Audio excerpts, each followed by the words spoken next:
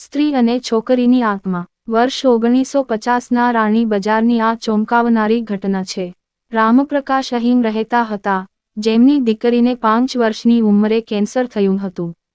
ઘણા ડોક્ટરોને બતાવ્યા અને સારવાર લેવા છતાં કોઈ સુધારો જોવા મળ્યો ન હતો. આખરે એક રાતે કેન્સરે તેનો જીવ લીધો. રાત્રે 1 વાગ્યાની આસપાસ યુવતીએ જીવ ગુમાવ્યો હતો. તે જ રાત્રે નજીકના ગામની મોહિની નામની મહિલાને ટ્રકે ટક્કર મારી હતી.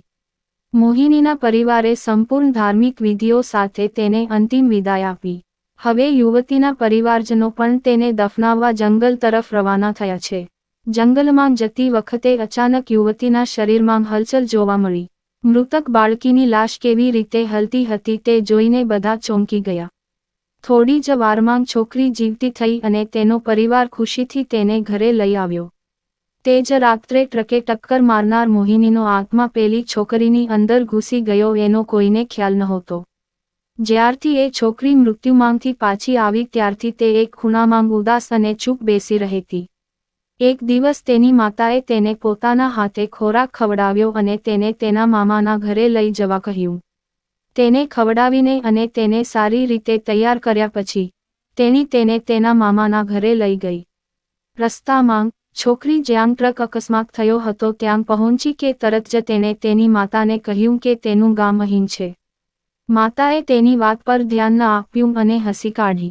થોડી વારમાં તે તેની દીકરીના મામા એટલે કે તેના ભાઈના ઘરે પહોંચી ગઈ. 1-2 દિવસ પછી મોહિનીએ તેની પાડોશી સિમરને તેના મામાના ઘર પાસે જોઈ. તેણે તેને મોટેથી નામથી બોલાવ્યો. સિમરને પાછળ જોયું તો એક નાની છોકરી હતી. તેને આશ્ચર્ય થયું કે આ છોકરી મારું નામ કેવી રીતે જાણતી હતી. પછી મોહિનીએ તેને તેની સાથે બનેલી બધી વાત કહી. તેણે કહ્યું કે મારા મૃત્યુ પહેલાં મારા પરિવારે મને સળગાવી દીધો હતો, તેથી જ મારી આત્મા ભટકી રહી છે. આ છોકરી પણ એ જ દિવસે મૃત્યુ પામી એટલે મેં એના શરીરમાં પ્રવેશ કર્યો. સિમરન તેના ગામ ગઈ અને બધાને આ વાત કહી. આખું ગામ અને તેના સંબંધીઓ મોહિનીને મળવા છોકરીના મામાના ઘરે પહોંચ્યા. એ છોકરીની અંદર રહેતી મોહિનીનો આત્મા એક પછી એક બધાને ઓળખી ગયો.